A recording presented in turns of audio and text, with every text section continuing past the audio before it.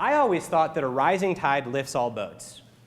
If a team has a really good leader, everyone's going to rise up to the level of that leader.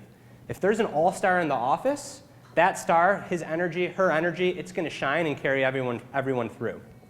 What the research shows across settings is it's actually the opposite that's true. We tend to fall to the lowest common denominator. And not the lowest common denominator based on skill, but based on attitude. It's like Steve's athlete, Brian. If someone's 120 and there are 119 that are better, but that person wants to be the best, I want to work next to that person.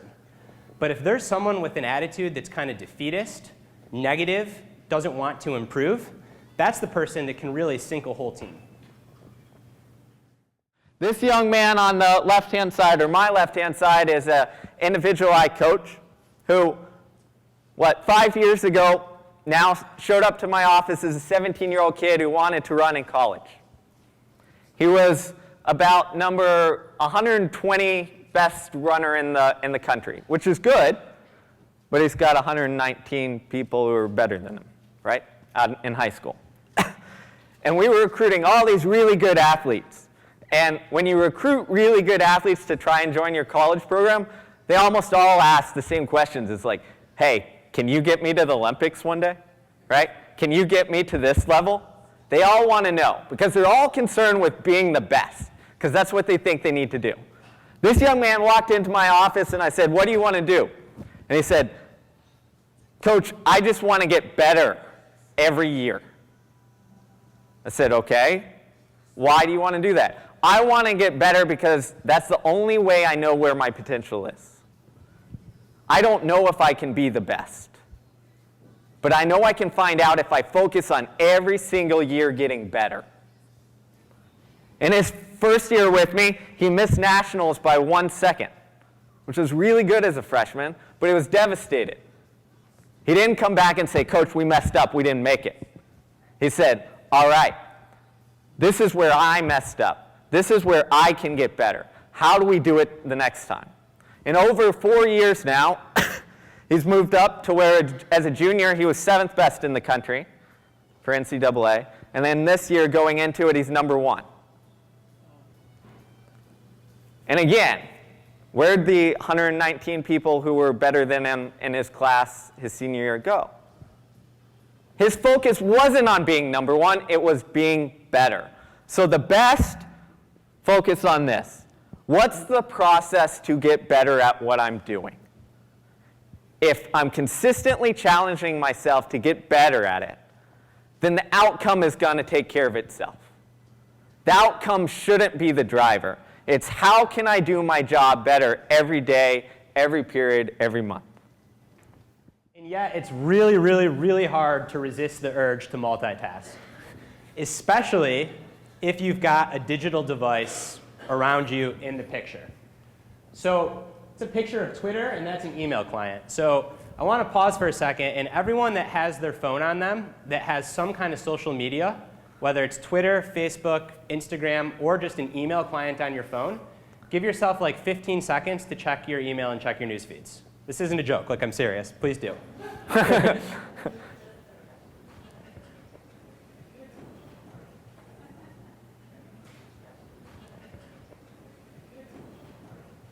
OK, can someone that just checked Twitter volunteer and tell me what they did on their phone to check Twitter, to check their newsfeed, check their notifications? Like the actual mechanics of how you checked. Did no one check Twitter? So you launched the application, and then what do you do? And you read it, but did you scroll at all? So you scrolled. And after you scrolled, was there a little delay, or did you immediately see what was up? Little bit of delay. I see some other heads nodding. Someone that checked their email client, how do you refresh an email? You scroll down. What happens like in the second after you scroll? Yeah, you get like a little ball going like this, kind of like rolling. OK, what's that like? What else? What other machine operates like that? A slot machine. So like Steve said, there's a reason that it is really hard to work in a distraction-free, deep focus, quote-unquote, stressful manner when we have our phones nearby. Because our phones, They are designed very intentionally to work like slot machines. It's the same brain chemistry. The neurochemical is called dopamine. It's the neurochemical that keeps us striving and coming back for more, creates an urge to check. Which is why I really want to stress the importance of when you're sitting down to do something that matters, whether it's working individually or in a group meeting or in an important conversation, out of sight equals out of mind. Not face down on the table, because like Steve said, a little part of your brain's wondering what's going on there. Certainly not in your pocket, not on vibrate, but in the other room. I worked at the White House for a summer, and there was a lot that was dysfunctional, and it wasn't this White House. There's maybe more of it's dysfunctional now. But there was even a lot that was dysfunctional at the White House back then. Something that I really admired is before important meetings, they'd have a bin, and all the staffers would have to drop their cell phones in the bin. So there were no phones in the meeting. And again, these are like really high performers, right? I was at the National Economic Council, some of the smartest economists in the world, at least in the country, I should say. And they knew, they're economists. They can't resist the urge of their phones. Leave them out of the picture. If you look at this young lady, this is Shalane Flanagan. She relatively recently won the New York City Marathon. Okay? It was the first time an American woman had won the marathon in like 30 to 40 years. Really long time. Okay? I know Shalane, I talked to her a little bit about this, but in the news you could see it as well. About 3 or 4 days before the New York City Marathon, there was that terrorist attack where someone drove a van into, I think it was 12 people and killed 8. Right? And Shalane, before the marathon, talked about why it was important to keep running this race. Why she was going to use that as motivation and dedicate her race to what happened. How the marathon helped bring people together.